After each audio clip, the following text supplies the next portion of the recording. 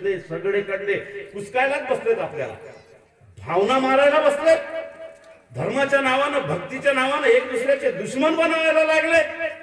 शहरात तर काय विचारू नका, इतकं वाईट झालंय या फेसबुक आणि याच्यामुळं. एक दुसऱ्याची भीती, अरे भीतीचं नाव नव्हतं हो आमच्या याचे. कुणाची गाय हागली हे महत्वाचं नव्हतं, कोण शेण नेतं हे महत्वाचं होतं, कोण अंगण सारवतं आणि कोणाच्या अंगणामध्ये लेकरू खेळतं हे महत्वाचं होतं. आज सारा शेणही धर्माच्या नावानं दुश्मन झाला, गाय दुश्मन झाली.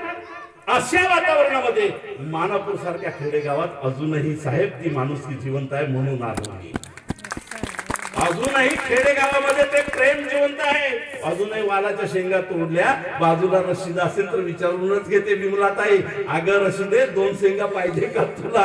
हे प्रेम अजूनही खेडेगावात जिवंत आहे. अजूनही तुझी तोडल्यानंतर बाजूवाल्या विचारतो आपण की 4 तुझी आहे, 2 घेऊन जात का. हे प्रेम अजूनही खेडेगावात जिवंत आहे. म्हणून बंधुभाव जिथं जिवंत असतो तिथं आमच्यासारखी माणसं जायला तडपतात. सावित्रीबाई कविता लिहिते की नसते जर गफ्फार मुळशी बेग आणि लिजिट साहेब तर ज्योतिबा माझा महात्मा ज्योतिबा झाला नसता. 4थ्या वर्गापर्यंत महात्मा ज्योतिबा फुले शिकलेच आणि जसे 4थीतनं निघाले पुण्यातील ब्राह्मण मंडळी आणि पुरोहित मंडळी आणि धर्माचे मुखंड गोविंदराव फुलेंकडे गेले. कोण गोविंदराव फुले? महात्मा ज्योतिबा फुलेंचे वडील. आणि काय म्हणाले?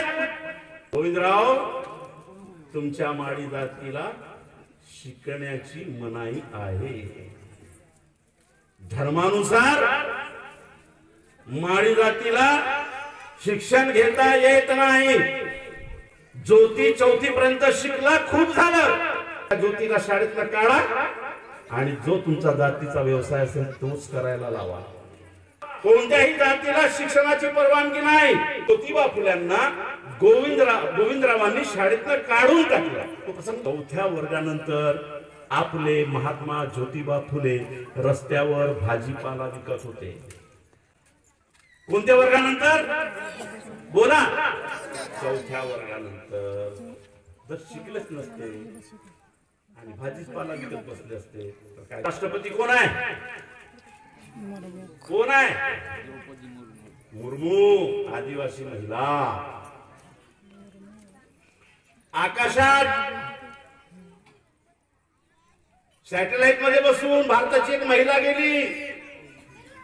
इस्रोची आज सर्वात प्रमुख महिला वैज्ञानिक चीफ ऑफ स्टाफ जे म्हणतात ती महिला आहे. सुप्रीम कोर्टात जज महिला आहे. पोलीस इन्स्पेक्टर महिला आहे. कलेक्टर महिला आहे. डॉक्टर महिला आहे. अहो, या देशाचं नेतृत्व पंतप्रधान म्हणून इंदिरा गांधींनी केलं. महात्मा ज्योतिबा फुले 4थी नंतर शिकले नसते तर तुम्ही इथं बसायला आले नसता, तुम्ही दिसल्यात नसता इथं. जे इथं सुंदर नृत्य केले ना महिला लेकरांनी तेही दिसलं नसतं. जर महात्मा ज्योतिबा फुले 4थीच्या पुढे शिकले नसते तर त्यांनी सावित्रीबाईंना शिकवलं नसतं. सावित्रीबाईंना शिकवलं नसतं तर बाकी इतिहास अंधारच होता. मग 4थी नंतर पुढे गेले कसे ज्योतिबा फुले? म्हणून म्हटलं की क्रांती कोणताही एकटा माणूस करत नाही. आपल्या भारतीय समाजाचं वैशिष्ट्य असं आहे की आपण कोणत्याही धर्माचे जातीचे असू द्या, आम्ही एक दुसऱ्याच्या हातात हात घेतल्याशिवाय गावच वसत नाही. आम्ही हातात हात घेतल्याशिवाय कुंभाराचं भांड विकत नाही. आम्ही हातात हात घेतल्याशिवाय शेतकऱ्याची दूध आणि त्याची सोयाबीन विकत नाही. आम्ही हातात हात घेतल्याशिवाय निंदणं होत नाही, पेंड्या बांधल्या जात नाही. अरे कशाला, मय्यतही उठत नाही हो आपली मय्यतही उठत नाही.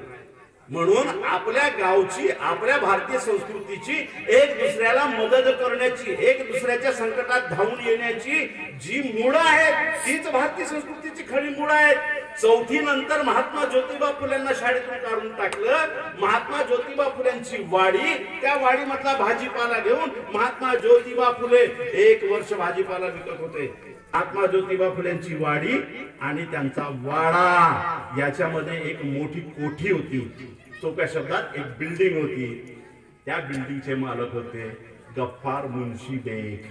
हे ब्रिटिशांच्या प्रशासनामध्ये मोठे हुद्द्यावर होते आणि प्रशिक्षित लेक्चर सुद्धा होते. कौन गफ्फार मुंशी बेग? अरबी भाषेचे जाणकार, फारसी भाषेचे जाणकार, खडी भाषेचे जाणकार, उर्दूचे जाणकार, मराठीचे जाणकार, असे अष्टपैलू गफ्फार मुंशी बेग आणि त्यांचे मित्र एक इंग्रज अधिकारी लिजिट. हे लिजिट साहेब सुद्धा इंग्रजांचे मोठे अधिकारी होते. गफ्फार मुंशी बेग आणि लिजिट साहेब यांची मैत्री होती. आणि हे जेव्हा आपल्या कोठीमध्ये म्हणजे गफ्फार मुंशी बेगच्या कोठीमध्ये चर्चा करायला बसायचे, तेव्हा लहानगा ज्योतिबा फुले आपल्या वाडीमधून फुलं तोडून ती फुलांची टोपली घेऊन महिन्यातनं 2-3दा गफ्फार मुंशी बेग यांच्याकडे जायचा. गफ्फार मुंशी बेग आणि लिजिट साहेब आपल्या मुलासारखं महात्मा ज्योतिबा फुल्याला, त्या लहानग्या फुल्याला प्रेम करीत होते. आणि हे जेव्हा चर्चा करायचे तेव्हा लहानगा ज्योतिबा बसून ते ऐकायचे. त्यांच्या समुद्र वाङ्मयामध्ये